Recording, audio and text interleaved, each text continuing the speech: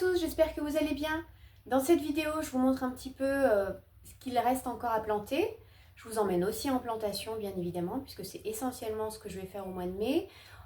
Il y aura une petite surprise aussi au milieu de la vidéo, et puis je ferai un petit peu de cueillette avec vous et on fera un petit tour du séchoir. Allez, c'est parti!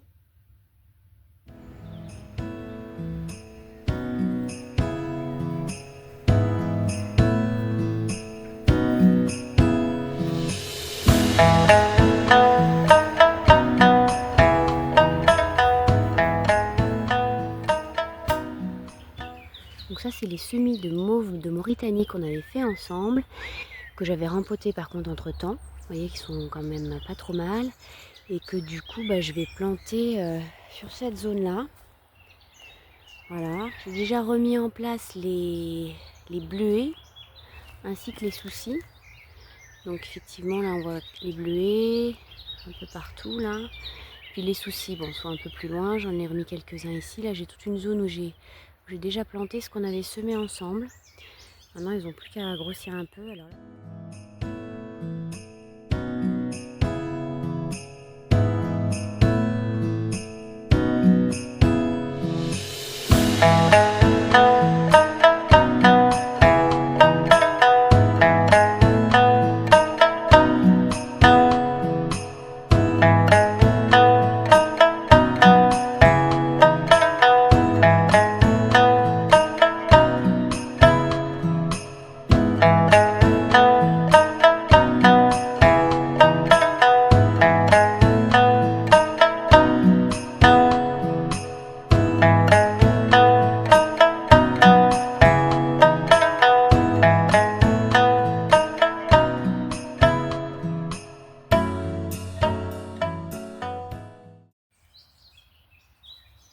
Alors maintenant, ce que je vais faire, c'est que je vais planter mes monards de citron qu'on avait aussi fait ensemble. Alors j'en ai des pieds de l'an passé, ce sont des bisannuelles, donc ça veut dire qu'elles ne fleurissent qu'au bout de 2 ans. Donc, normalement, je devrais par exemple voir celle-ci là, qui est quand même assez belle, fleurir cette année. Là, l'idée, c'est que j'aimerais en faire une autre rangée là tout le long pour les voir fleurir l'année prochaine. Voilà un petit peu. Alors j'en ai d'autres qui sont que j'ai plantées l'année dernière. J'en ai une là qui est un peu perdue au milieu des sarriettes. Puis j'en ai surtout de ce côté-là sous mes sauges sclarées. Alors les sauges sclarées sont magnifiques. Je pensais pas qu'elles deviendraient aussi grosses. Donc mes pauvres monards de citron sont un peu planqués en dessous. Je sais pas trop comment je vais faire pour les libérer un petit peu.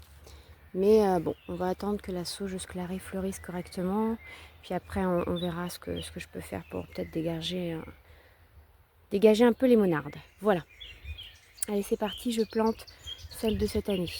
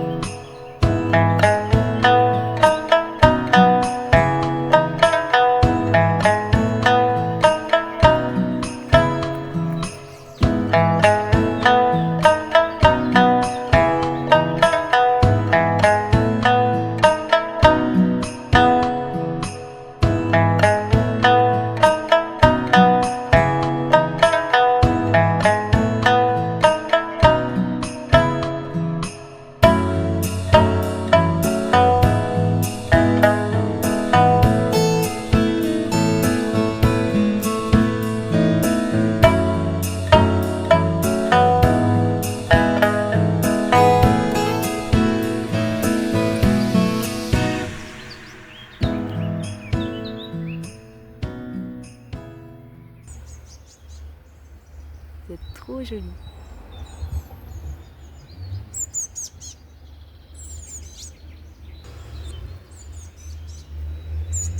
Il s'est envolé dans mes pots.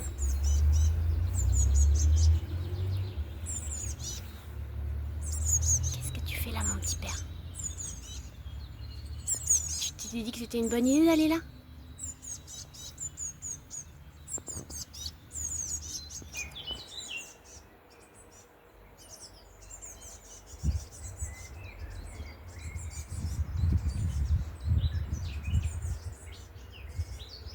sont bientôt là.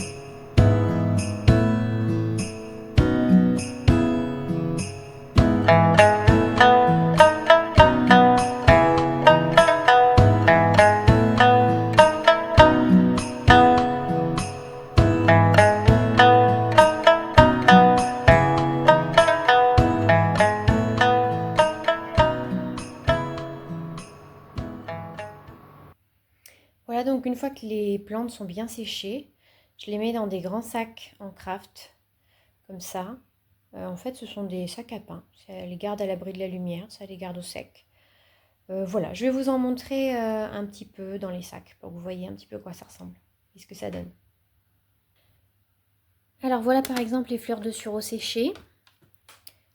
Alors c'est vrai que pour l'instant je vais avoir assez peu de quantité, c'est la première année, donc j'ai beaucoup de choses à faire, donc je ne peux pas me consacrer uniquement aux récoltes. Donc j'espère que l'année prochaine je pourrai augmenter un peu les stocks. Sinon j'ai aussi par exemple les fleurs d'acacia, donc c'est vrai que si j'avais pu en récolter un peu plus vu que c'était une année acacia ça aurait été super, mais bon.